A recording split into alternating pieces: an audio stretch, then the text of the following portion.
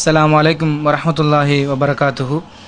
அல்ஹம்துலில்லாஹி ரப்பில் ஆலமீன் வல் ஆகிபத்து லில் முத்தகீன் வஸ்ஸலாத்து வஸ்ஸலாமு அலா அஸ்ரஃபில் அன்பியாஇ வல் முர்சலின் வல் ஹாத்திமி நபியினா முஹம்மதின் வ ஆலிஹி வ ஸஹ்பிஹி வன்னாஸி அஜ்மாயின். அம்மா பாத். எல்லாம் அல்ல அல்லாஹுவின் நல்லடியார்களே, இன்றைய நாளில் நாம் பார்க்க இருக்கக்கூடிய தலைப்பு பரவும் நோய்களும் அதற்காக இஸ்லாமிய மார்க்கம் சொல்லக்கூடிய சில தீர்வுகளும் அப்படிங்கிற தலைப்பின் கீழ் குர்ஆன் சுன்னாவுக்கு உட்பட்டு சில விஷயங்களை நாம் பார்க்க இருக்கிறோம். 21வது அத்தியாயத்தினுடைய 35வது வசனத்தில் அல்லாஹ் சொல்கிறான், குல்லு நஃப்ஸின் தாயிகத்துல் மவுத், ஒவ்வொரு ஆத்மாவும் மரணத்தை சுவைத்தே தான் ஆக வேண்டும் என்று அல்லாஹ் எங்களுக்கு சொல்லி காட்டுகிறான். அதோடு அல்லாஹ் சொல்கிறான், வல நபுலுவன்னக்கும் பிஷர்ரி ஒல் ஹைரி ஃபித்னா ஓ இலைஹி துர்ஜவுன். அல்லாஹ் சொல்கிறான், நன்மை தீமை செய்யக்கூடிய நிலைமையில் நாம் உங்களை கண்டிப்பாக சோதிப்போம், பிறகு நம்மிடமே நீங்கள் திரும்ப வரக்கூடியவர்களாக இருக்கிறீர்கள் என்று அல்லாஹ் குர்ஆனில் சொல்லி காட்டுகிறான். அப்போ நன்மை தீமை செய்யக்கூடிய நேரத்தில் எங்களை அல்லாஹ் சோதிப்பான் அப்படின்னு சொன்னால் இந்த உலக வாழ்க்கையே முழுக்க முழுக்க எங்களுக்கு சோதனை தான். அப்போ இந்த சோதனை அல்லாஹ் எப்படியெல்லாம் சோதிக்கிறான் அல்லாஹ் குர்ஆனில் எங்களுக்கு மற்ற இடங்களில் சொல்லி காட்டுகிறான். ஒல நபுலுவன்னக்கும் பிஷைஇ மினல் ஹௌஃபி வல் ஜூ ஒ நக்ஸி மினல் அம்வால் ஒல் அன்ஃபுஸி வஸ் ஸமராத் ஃபபஷிரி சாபிரின். அல்லாஹ் குர்ஆனில் சொல்லுகிறான், எப்படியெல்லாம் நாம் சோதிப்போம் என்று சொன்னால் பயத்தினால், பசியை கொடுத்து, உயிரை பழிவாங்குவதன் மூலமாக, விளைச்ச நிலத்தின் மூலமாக என்று அல்லாஹ் அடுக்கிக் கொண்டே செல்கிறான். அப்போ இதன் மூலமாக எல்லாம் அல்லாஹ் எங்களை சோதிப்பான், எப்படியாவது ஏதாவது ஒரு விதத்தில் அல்லாஹ் எங்களை சோதித்து கொண்டிருப்பான் என்கிற விஷயத்தை நாங்கள் பார்க்க முடிகிறது. இந்த சோதனையை பொறுத்த வரைக்கும் 2 விதங்களில் நாம் எடுத்துக்கலாம். எப்படின்னு சொன்னால், நல்லவங்களுக்கு ஒரு சோதனை என்றும் கெட்டவங்களுக்கு ஒரு சோதனை என்றும் 2 வகையாக இஸ்லாமிய மார்க்கம் பிரிக்கிறார். இப்போ நல்லவங்களுக்கு உள்ள சோதனையை பொறுத்த வரைக்கும் என்னென்று சொன்னால், அதில் தேர்ச்சி அடைந்தால் அல்லாஹ் சோதனை கொடுப்பான். கண்டிப்பாக என்னைக்கு நாங்கள் லா இலாஹ இல்லல்லாஹ் என்று சொல்லி அந்த கலிமாவோடு நாங்கள் உறுதியாக இருக்கிறோமோ அந்த நேரத்தில் எங்களுக்கு பல சோதனைகள் அப்போ தான் வரும். ஏன் அல்லாஹ் சோதிக்கிறான் அப்படின்னு சொன்னால், அந்த சோதனையில் நாங்கள் தேர்ச்சி அடைகிறோமா அப்படிங்கிறத டெஸ்ட் பண்ணி பார்க்க. ஒரு தங்கமா பித்தளை அப்படின்னு சொல்லி நாங்கள் பார்ப்பதாக இருந்தால் அதை உரசி பார்த்தா தான் தெரியும் தங்கமாண்டு. அப்போ அதுபோல தான் அல்லாஹ் எங்களை சோதித்து பார்த்து தான் அந்த சோதனையில் நாங்கள் தேர்ச்சி அடைந்தால் எங்களுக்கு வெற்றியை அல்லாஹ் கொடுக்கிறான், எங்களுக்கு நன்மையை அல்லாஹ் கொடுக்கிறான். அந்த சோதனையின் மூலமாக எங்களுக்கு அல்லாஹ் பிரியப்படுகிறான். யாருக்கு என்று சொன்னால், யார் நல்லவர்களாக குர்ஆன் சுன்னாவுக்கு உட்பட்டு வாழ்கிறாரோ அவர்களுக்கான சோதனை இது.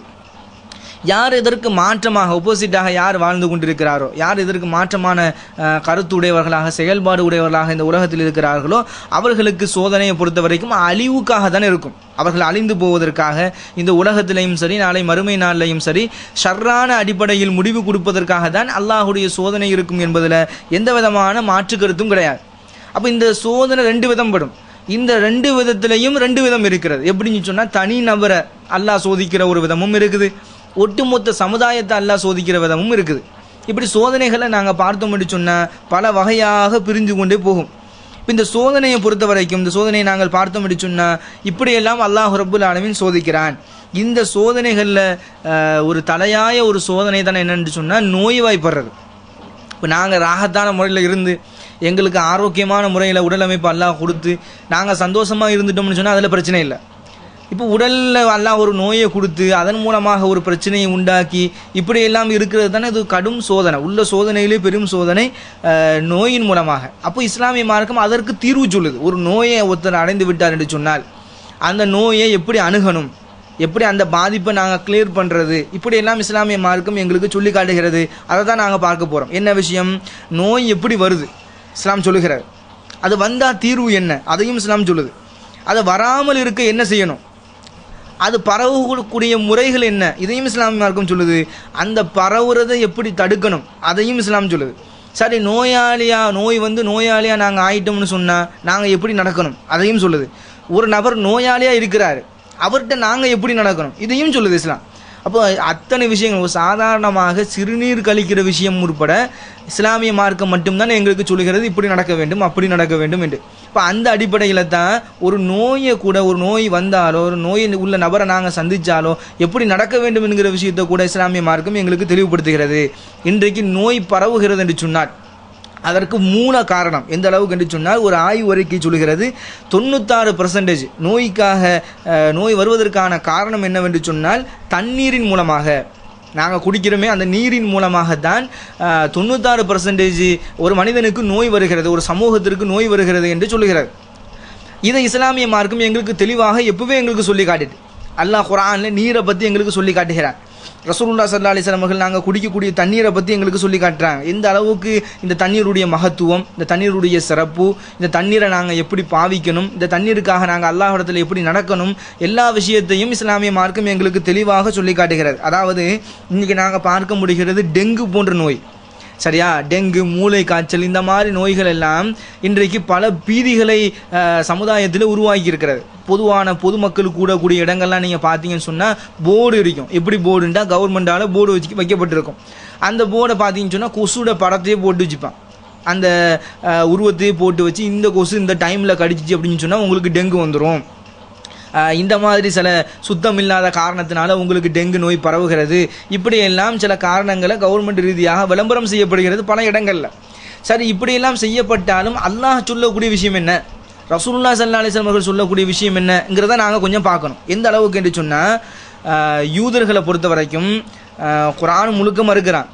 ஆனாலும் சில வசனங்களை கேலி கிண்டலோடு யூதர்கள் என்ன செய்கிறாங்கன்னு சொன்னால் மறுக்கிறாங்க. அதில் ஒரு வசனம் தான் என்னவென்று சொன்னால், அல்லாஹ் குர்ஆனில் சொல்லி காட்டுகிறான், இன்னல்லாஹ லா யஸ்தஹி, சூரத்துல் பக்ரால அல்லாஹ் சொல்கிறான், இன்னல்லாஹ லா யஸ்தஹி அன் யதுரிப மஸலன் மா பௌலத்தன் ஃபமா ஃபௌகஹா. கொசுவை விட அற்பமானதை விட அல்லாஹ் அந்த கொசுவை கூட உதாரணம் சொல்லி காட்டுறான் எங்களுக்கு. அது அல்லாஹ் குர்ஆனில் சொல்லும்போது சொல்கிறான், இதை விட அற்பமானதை கூட நான் சொல்வதற்கு நான் வெட்கப்பட மாட்டேன். கொசுவை சொல்வதற்கு கூட, கொசுவை உதாரணம் காட்டி நான் பேசுவதற்கு கூட நான் வெட்கப்பட மாட்டேன் என்று அல்லாஹ் குர்ஆனில் சொல்லி காட்டுகிறான். சரியா, அப்போ யூதர்கள்லாம் சொன்னாங்க என்னன்னு சொன்னால், என்ன கொசுவை பற்றிலாம் அல்லாஹ் பேசுகிறான் குர்ஆனில், ஒரு சாதாரண படைப்பு பட்டுன்னு அடித்தா செத்து போயிடுது, இப்போ அந்த கொசுவை பிடிச்சலாம் எல்லாம் பேசிட்டு இருக்கிறானே அப்படின்னு சொல்லி கேலி கிண்டலோட யூதர்கள் என்ன செஞ்சாங்க, மறுத்தாங்க, விமர்சனம் செஞ்சாங்க. இன்றைக்கி நாங்கள் பார்க்க முடியுது, அந்த கொசுக்காக பயந்து போயிருக்கும் சமுதாயம். ஒரு கொசு கடிச்சிட்டுன்னா அந்த கொசுனால எங்களுக்கு டெங்கு வந்துடுமா, மலேரியா வந்துடுமா, அப்படி வந்துடுமா, இப்படி வந்துடுமான்னு சொல்லி ஒரு சாதாரண கொசு அடித்தா போட்டுன்னு போயிடும். அந்த மாதிரி ஒரு சின்ன கொசுவுக்காக நாங்கள் இன்றைக்கு பயந்து கொண்டு இருக்கக்கூடிய அளவுக்கு அல்லாஹ் வைத்திருக்கிறான். இந்த தண்ணீரை பற்றி இஸ்லாமிய மார்க்கம் எங்களுக்கு பேசுகிறார். அதாவது உலகத்தினுடைய ஆரம்பம் தான் தண்ணீர். இந்த தண்ணீரை பற்றி அல்லாஹ் குர்ஆனில் எங்களுக்கு பல இடங்களில் சொல்கிறான். நாங்கள் குடிக்கிற தண்ணீரை பற்றி எப்படி வந்துச்சுங்கிறத அல்லாஹ் குர்ஆனில் சொல்கிறான். இதெல்லாம் மற்ற தலைப்புகளில் நாங்கள் ஏற்கனவே நாங்கள் பார்த்துருக்கிறோம். அப்போ இந்த தண்ணீரை பொறுத்த வரைக்கும் மழையின் மூலமாக தான் அல்லாஹ் இந்த சமுதாயத்திற்கு கொடுக்குறான். இப்போ இந்த மழையை எடுத்துக்கொண்டோம் என்று சொன்னால், ரஹமத்திற்காகவும் மழை இருக்கிறது, லானத்திற்காகவும் மழை இருக்கிறது. சரியா, ரஹமத்திற்காக அல்லாஹ் மழை இறக்கி வச்சான் அப்படின்னு சொன்னால், சாதாரணமாக வறட்சியாக இருக்கக்கூடிய நிலங்கள் கூட புற்பூண்டுகள் முளைத்து இயற்கையாக மாறிவிடும். அதே லானத்திற்காக அந்த மழை இருந்தது என்று சொன்னால் அந்த சமுதாயத்தை அழிப்பதற்காக அல்லாஹ் இறக்கி வைப்பான். அதாவது உதாரணமாக நூஹ் அலைஹிஸ்ஸலாமுடைய வரலாறின் மூலம் நாங்கள் பார்க்க முடிகிறது. இந்த அளவுக்கு சொன்னால், நூஹ் அலைஹிஸ்ஸலாம் சொன்னார், யுர்சிலு ஸமா அலைக்கும் மித்ராரா வயம்திதுக்கும் பி அம்வாலின் வ பனீன் வயஜஅல் லக்கும் ஜன்னாத்தின் வயஜஅல் லக்கும் அன்ஹாரா மாலக்கும் தான் லா ததரூனல்லாஹி வகாரா. இதை அல்லாஹ் குர்ஆனில் சொல்லி காட்டுறான். நூஹ் அலைஹிஸ்ஸலாம் சொன்ன அந்த வார்த்தையை அல்லாஹ் குர்ஆனில் சொல்லி காட்டுறான். நூஹ் அலைஹிஸ்ஸலாம் தன்னுடைய சமுதாயத்தை பார்த்து சொன்னார், நீ இணை வைக்காமல் அல்லாஹ் வணங்கு. அப்படி வணங்குனா முதல் விஷயமே அவர் என்ன சொன்னார் அப்படின்னு சொன்னால், யுருசுலு சமா அலைக்கும் மித்ராரா, வானத்திலேருந்து மழையை அல்லாஹ் கொட்டுன்னு கொட்ட செய்வான். ஃபஸ்ட்டு விஷயமா சொன்னது தான். ஏன்னா மழை இல்லாமல் தான் அந்த சமுதாயம் இருந்தது. அப்போ மழையை கொட்ட செய்வான்னு சொல்லிட்டு தான் யும்திதுக்கும் பி அம்வாலின் வ பனீன் சொன்னார், உனக்கு செல்வத்திலையும் புள்ள குட்டிகள்லையும் அல்லாஹ் செல்வத்தை தருவான், பரக்கத்தை செய்வான், அதிகமாக பெருக்கெடுக்க செய்வான்னு சொன்னது அதுக்கு பிறகு தான். இப்போ முதலாவது விஷயம் என்ன சொன்னார் நூஹ் அலைஹிஸ்ஸலாம் அப்படின்னு சொன்னால், வானத்திலிருந்து மழையை கொட்ட செய்வான் அப்படின்னு. ஏன்னா சமுதாயம் மழைக்காக தான் எதிர்பார்த்துட்டு இருந்துச்சு. அவங்க லாஸ்ட்டில் இஸ்லாத்துக்கு வரல, அந்த பரக்கத்தாக இறங்க வேண்டிய அந்த மழை லானத்தாக இறங்கிச்சு. எப்படி இறங்கிச்சு அப்படின்னு சொன்னால், மழை மேகம், காரில் மேகம் சூழ்ந்துச்சு. அப்போ அந்த நூஹ் அலைஹிஸ்ஸலாமுடைய காலத்தில் எவனை என்ன நினச்சானோ அப்படின்னு சொன்னால், எங்களுக்கு அல்லாஹ் மலையை இறக்கிட்டான், மலையை இறக்க போகிறான் அப்படின்னு சந்தோஷப்பட்டானோ. அல்லாஹை நம்பாமையே மலைக்காக நல்ல ஒரு மலை அப்படின்னு சொல்லி நினச்சி சந்தோஷப்பட்டானோ. ஆனால் அல்லாஹ் என்ன செஞ்சான் அப்படின்னு சொன்னால், அந்த மலையின் மூலமாக பெரும் வெள்ளப்பெருக்கு ஏற்படுத்தி அந்த சமுதாயத்தையும் அல்லாஹ் அழிச்சான். அப்போ அதனால தான் ரசூலுல்லாஹி ஸல்லல்லாஹு அலைஹி வஸல்லம் அவர்கள் மழை பொழிய போகுதுன்ற ஒரு சிச்சுவேஷன் இருந்தாலே என்ன செய்வாங்களாம், குட்டி போட்ட பூனையை போல ரசூலுல்லாஹி ஸல்லல்லாஹு அலைஹி வஸல்லம் அவர்கள் அங்கேயும் இங்குமே அலைந்து கொண்டிருப்பார்கள். என்னென்னு சொன்னால், இது பரக்கத்தான மலையா அல்லது லானத்தான மலையா அப்படின்னு சொல்லி அந்த ஒரு எண்ணத்தில் இருப்பார்கள் என்கிற விஷயத்தை நாங்கள் பார்க்க முடிகிறது. அப்போ இந்த நீரை பொறுத்து தான், நீரை நாங்கள் குடிக்கிற தண்ணீரை பொறுத்து தான், தண்ணீரை வச்சு தான் ஒரு நோய் பரவுவதற்கான காரணம் இருக்கிறது என்பதை இஸ்லாமிய மார்க்கம் எங்களுக்கு தெளிவுபடுத்துகிறது. எந்த அளவுக்கு என்று சொன்னால், தாஹித்த மூமினுக்கு தண்ணீர் கொடுக்க இஸ்லாமிய மார்க்கம் சொல்லுகிறது. எந்த அளவுக்கு சொன்னால், அப்படி யாராவது ஒருத்தர் தாகித்த மூமினுக்கு தண்ணீர் கொடுத்தார் என்று சொன்னால் நாளை மறுமை நாளில் ரஹீக்கில் மஹத்தூம் என்று சொல்லக்கூடிய முத்திரையிடப்பட்ட பானத்தை அல்லாஹ் கொடுப்பான் அப்படின்னு சொல்லி ரசூலுல்லாஹி ஸல்லல்லாஹு அலைஹி வஸல்லம் எங்களுக்கு சொல்லி காட்டுறாங்க. இது முதல் காரணம் தண்ணீர்னால. அப்போ தண்ணீரை எப்படி செலவு பண்ணணுங்கிற விஷயத்தையும் இஸ்லாம் எங்களுக்கு சொல்லுது. தண்ணீரை விற்பதற்கு தடை, தண்ணீரை வியாபாரம் செய்வதற்கு தடை. அப்போ தண்ணியை சிக்கனமாக உபயோகிக்க வேண்டும் என்பதற்கு பலவிதமான ஹதீஸ்களை நாங்கள் தொடர்ச்சியாக பார்க்க முடியுது. இதில் அடுத்த ஒரு விஷயம் என்னன்னு சொன்னால் சுத்தம். இந்த சுத்தத்தினால, சுத்தம் இல்லாத காரணத்தினால 99% அளவுக்கு நோய்கள் உண்டாகிறது என்பது ஆய்வு ரீதியான ஒரு அறிக்கை. ஆனால் இஸ்லாமிய மார்க்கம் எங்களுக்கு எப்பவே சொல்லி காட்டிவிட்டது. எந்த அளவுக்கு என்று சொன்னால் அத்தஹாரா, இந்த சுத்தம் என்பது நிஸ்ஃபுல் ஈமான், ஈமான்ல பாதி என்று ரசூலுல்லாஹி ஸல்லல்லாஹு அலைஹி வஸல்லம் சொல்லி காட்டினாங்க. எந்த அளவுக்கு என்று சொன்னால், இஸ்லாம் சொல்லக்கூடிய சுத்தத்தை போல எந்த மதமும் சொல்லலை. தேங்கி கிடக்குதா இல்லையா, அந்த மாதிரி ஒரு நீரில் சிறுநீர் கழிக்கக்கூடாது என்று இஸ்லாமிய மார்க்கம் எங்களுக்கு சொல்லிக்குது. எலும்பிய உடனே நாங்கள் தூக்கத்திலிருந்து எலும்பினதோட எங்களோட கையை அப்படி தண்ணிக்குள்ளே விடக்கூடாது. கையை கழுவிட்டு தான் பிறகு நாங்கள் என்ன செய்யணும், தண்ணிக்குள்ளே கையை விடணும். அப்போ நான் ரசூலுல்லாஹ் சொல்கிறாங்க, உங்களோட கையை நீங்கள் எங்கே வச்சுருந்தீங்கன்னு தெரியாது, அந்த கையை நீங்கள் அப்படி கொண்டு போய் என்ன செய்யக்கூடாது, பாத்திரத்தில் தண்ணீரில் கொண்டு போய் முக்கிடக்கூடாது. ரசூலுல்லாஹ் எங்களுக்கு தடை பண்ணுறாங்க. இந்த சுத்தத்தை கூட இஸ்லாமிய மார்க்கம் எங்களுக்கு சொல்லி காட்டுகிறது. அது மட்டுமா, சிறுநீர் கழித்திட்டோம் என்று சொன்னால் இடது கையால் தான் சுத்தம் செய்யணுங்க. ஏன்னா வலது கையால் நாங்கள் சாப்பிட்றோம். அப்போ இடது கையால் தான் சுத்தம் செய்ய வேண்டும் என்று கூட இஸ்லாமிய மார்க்கம் எங்களுக்கு சொல்லி காட்டுகிறது. 5 வேளை நாங்கள் ஒழு எடுக்கிறோம். இந்த ஒழுவில் எவ்வளவு பெரிய சுத்தம் அடங்கி இருக்கிறது என்பது இன்றைக்கு ஆய்வு ரீதியாக என்ன செய்கிறாங்க, வெளியிடுகிறாங்க. ஆனால் ரசூலுல்லாஹி ஸல்லல்லாஹு அலைஹி வஸல்லம் எங்களுக்கு எப்பவே சொல்லி தந்துட்டாங்க, அல்லாஹும் எப்பவே எங்களுக்கு சொல்லி தந்துட்டான். அதே போல தான் உணவு பாத்திரத்தை மூடி வைக்கிற விஷயம் ரசூலுல்லாஹி ஸல்லல்லாஹு அலைஹி வஸல்லம் சொன்னாங்க, நீங்கள் தூங்க போகிறீங்களா உணவு பாத்திரத்தை மூடி வச்சுட்டு போங்கண்டாங்க. அப்போ எப்பவுமே உணவு பாத்திரத்தை நாங்கள் மூடி வைக்க வேண்டும். அதுவும் தூங்குற நேரத்தில், ராவு நேரத்தில் கண்டிப்பாக மூடி வச்சுட்டு போக வேண்டும் என்பது எங்களுக்கு தெரிகிறது. அதுபோல் இஸ்லாமிய மார்க்கம் சொல்லுகிறது கத்துனா செய்கிற சுன்னத்து செய்கிற. இந்த சுன்னத்தை நாங்கள் செய்யலைன்னு சொன்னால் எவ்வளோ பெரிய நோய்கள் இன்றைக்கு வருகிறது, எவ்வளோ பெரிய கிருமிகள் அதில் இருந்து எவ்வளோ பெரிய தாக்கத்தை ஏற்படுத்துகிறது என்பதெல்லாம் இன்றைக்கு ஆய்வு ரீதியான அறிக்கைகள். ஆனால் ரசூலுல்லாஹி ஸல்லல்லாஹு அலைஹி வஸல்லம் எங்களுக்கு ஏற்கனவே அழகான முறையில் சுன்னத்து செய்கிறதுக்கு உண்டான சிறப்புகளை சொல்லி காட்டினாங்க. 40 நாட்கள் கூட எங்கேயும் முடிய வளர்க்க விடாதீங்கன்றாங்க. 40 நாள் அடைந்து விட்டது என்று சொன்னால் அதுக்கு இடையிலாக நாங்கள் என்ன செய்யணும், அந்த முடிகள் எல்லாம் களையணும், நகங்களை எல்லாம் வெட்ட வேண்டும். இதெல்லாம் சுன்னத். இதெல்லாம் ரசூலுல்லாஹி ஸல்லல்லாஹு அலைஹி வஸல்லம் எப்பயும் எங்களுக்கு சொல்லி இருந்துட்டாங்க. இதெல்லாம் நாங்கள் மீறி நடந்தோம்னு சொன்னால், முடியை வளர்த்து போட்டுக்கிட்டு வெட்ட வேண்டிய இடத்துல வெட்டாமல், நகத்தை வெட்ட வேண்டிய நேரத்தில் வெட்டாமல் நாங்கள் பாட்டு வளர்த்துட்டு இருந்தோம்னு சொன்னால் அதுதான் நோய் என்பதை இஸ்லாமிய மார்க்கம் எங்களுக்கு தெளிவாக சொல்லிவிட்டது. இதில் இன்னொரு பெரிய ஒரு விஷயம் என்னவென்று சொன்னால், நாய் இன்றைக்கி இது ஒரு கலாச்சாரமாக மாறிவிட்டது. சாதாரணமாக முந்தியெல்லாம் ஒரு 50-100 வருஷத்துக்கு முன்னாடியெல்லாம் பார்த்தீங்கன்னு சொன்னால் நாய் ரோட்டில் அது பாட்டுக்கு போயிட்டு இருக்கும். நாயினா ரோட்டில் வைக்கிறது தாண்டு. இன்றைக்கி நாயை விதவிதமாக காட்டி, விதவிதமான நாய்களை காட்டி, அந்த நாய்கள் வீட்டுக்கு வளர்க்குறதுக்கு உண்டான நாய்கள்னு சொல்லி தனியாக விளம்பரப்படுத்தி, அதற்கென்று சாப்பாடுகளை விளம்பரப்படுத்தி இந்த நாய்கள்லாம் என்ன செய்கிறாங்க அப்படின்னு சொன்னால் செல்ல பிராணியாக எடுத்து வீட்டில் வளர்க்குறாங்க. இஸ்லாமிய மார்க்கம் அதை தடை செய்யுது. எந்த அளவுக்கு என்று சொன்னால், நாய் உள்ள வீட்டிலையும் உருவப்படம் உள்ள வீட்டிலையும் மலக்குமார்கள் வரமாட்டாங்கன்னு சொல்லி சொல்ல தெளிவாக சொல்லிட்டாங்க. அப்போ அந்த நாயை வீட்டில் வளர்க்குறது தடை. தோட்டத்தில் வேட்டையாடுவதற்காக வளர்க்கலாம், அது பிரச்சனை இல்லை. வீட்டில் வளர்க்குறதுக்கு தடை. ஆனால் வீட்டில் என்ன செய்கிறாங்க, நாயை வளர்க்குறாங்க. நாயினுடைய ரோமத்தினால ஏகப்பட்ட நோய்கள் வருவதாக இன்றைக்கி புதுசாக கண்டுபிடிக்கப்பட்டு, அப்புறம் ரசூலுல்லாஹி ஸல்லல்லாஹு அலைஹி வஸல்லம் அதை தெளிவாக இன்றைக்கி சொல்லிட்டாங்க. அது மட்டும் இல்லாமல் நாய் ஒரு பாத்திரத்தில் வாய் வச்சாலே அந்த பாத்திரத்தை என்ன செய்ய வேண்டும் என்று சொன்னால் 7 முறை கழுவணும். அதில் ஒரு முறை மண்ணு போட்டு கழுவ வேண்டும் என்று ரசூலுல்லாஹி ஸல்லல்லாஹு அலைஹி வஸல்லம் சொன்னாங்க. ஏன்னா அவ்வளோ விஷம் இருக்குது நாயை. அதனால் ரசூலுல்லாஹி ஸல்லல்லாஹு அலைஹி வஸல்லம் நாயை முழுமையாக என்ன செய்கிறாங்க, தடுக்கிறாங்க வீட்டில் வளர்க்குறதுக்கு. ஆனால் இன்றைக்கி பணக்காரவங்க இன்றைக்கி சாதாரணமாக ஒரு வாக்கிங் காலையில் போகிற மாதிரி உள்ள சூழ்நிலையில் கூட நாயை கூட்டிகிட்டு போனால் தான் ஃபேஷன் நினைக்கிறாங்க. இப்போ அந்த அடிப்படையில் நாயை என்ன செய்கிறாங்க, ஒரு சாதாரண ஒரு செல்ல பிராணியாக எடுத்து வளர்க்குற காரணத்தினால் முஸ்லீம்களை வளர்க்கக்கூடிய ஒரு சூழ்நிலையினால தான் இன்றைக்கு அதன் மூலமாக பல நோய்கள் பரவுகிறது என்கிற விஷயத்தை நாங்கள் பார்க்க முடிகிறது. அது மட்டுமா, ரசூலுல்லாஹி ஸல்லல்லாஹு அலைஹி வஸல்லம் சொன்னாங்க, நோய் இருந்தாலோ அல்லது பரவி இருந்தாலோ, அந்த ஏரியாவில் முழுக்க பரவி இருந்தாலோ என்ன செய்ய வேண்டும் என்கிற விஷயத்தை கூட ரசூலுல்லாஹி ஸல்லல்லாஹு அலைஹி வஸல்லம் எங்களுக்கு தெளிவாக சொல்லி காட்டினாங்க.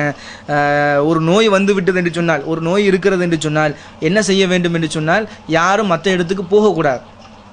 அந்த இடத்துல நோய்வாரி பட்டு இருக்கக்கூடிய ஒரு இடத்துக்கும் நல்ல ஒரு நபர் போகக்கூடாது, அங்கேருந்து இங்கேயும் வரக்கூடாது என்று ரசூலுல்லாஹி ஸல்லல்லாஹு அலைஹி வஸல்லம் எங்களுக்கு தெளிவாக சொல்லி காட்டினார்கள். அதுபோல் 3வது ஒரு காரணம் இருக்கிறது. என்ன காரணம் என்று சொன்னால், நோய் பரவுவதற்கான முக்கிய காரணம் ஹலால் ஹராமை பேணாமல் நடக்கிறது. என்னண்டா 100% இதில் தான் வருது. குர்ஆன் ஹதீஸ் எங்களுக்கு தெளிவாக சொல்லிவிட்டது. 2 வகையாக பிரிச்சுட்டு, ஒன்று ஹலால், இன்னொன்று ஹராம். இந்த ஹலாலான செயல்கள் நம்மகிட்ட இருந்துச்சுன்னு சொன்னால் எந்த பிரச்சனையும் இல்லை. என்றைக்கு இந்த ஹராமான செயல்கள் உள்ளே வந்துட்டு அப்படின்னு சொன்னால் அங்கே நோய் வருகிறது. என்ன நோய் வருகிறது? இப்போ பார்த்தீங்கன்னு சொன்னால் செயல்களால் சில விஷயங்கள் ஹராமான விஷயங்கள், உணவு ரீதியாக சில விஷயங்கள் ஹராமான விஷயங்கள். என்ன செயல்களாக சில விஷயங்கள் பார்த்தீங்கன்னு சொன்னால் சூதாட்டம், விபச்சாரம், இதையெல்லாம் இஸ்லாமிய மார்க்கம் ஹராம் என்று சொல்கிறது. உணவு ரீதியாக பார்த்துக்கிட்டீங்க அப்படின்னு சொன்னால் மது, சாராயம் குடிப்பது என்ன ஹராம். அதே போல் ரத்தத்தை சாப்பிடுவது என்ன ஹராம். இதையெல்லாம் ரசூல்லா அல்லாஹும் அல்லாஹ்வுடைய தூதர் ஸல்லல்லாஹு அலைஹி வஸல்லம் இதை எங்களுக்கு தடுத்துக்கிறாங்க, ஹராம்னு சொல்லிக்கிறாங்க. இப்போ இந்த விஷயத்தையெல்லாம் நாங்கள் செய்யக்கூடிய நேரத்தில் எங்களுக்கு இயற்கையாக நோய்கள் வருகிறது. 5வது அத்தியாயத்தினுடைய 90வது வசனத்தில் அல்லாஹ் சொல்லி காட்டுகிறான், மதுவை பற்றி ரத்தத்தை பற்றி எல்லாம் பேசுகிறான். அப்போ குர்ஆனில் பொதுவாகவே மதுவை பற்றியும் ரத்தத்தை பற்றியும் உள்ள வசனங்கள் எல்லாம் எங்களுக்கு தெரியும். ரத்தம் எல்லாம் ஹராம். இன்றைக்கி ரத்தத்தை என்ன செய்கிறாங்க, பல வகைகளில் செய்கிறாங்க. இன்றைக்கி உதாரணமாக சொல்ல போனால் ரத்தம் முழுமையாக ஒரு பிராணியிலிருந்து வெளியேற்றப்பட வேண்டும். அதற்கு பிறகுதான் அதை அறுத்து சாப்பிட்டு சமைச்சு சாப்பிடுவதற்கு எங்களுக்கு அனுமதி இருக்கிறது.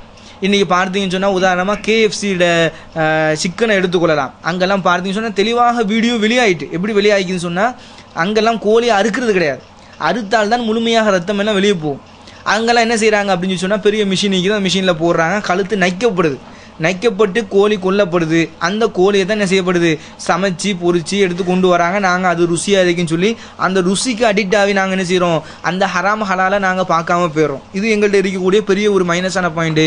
இதனால் நோய் பரவுகிறது, மூலமாக எய்ட்ஸ் வருகிறது.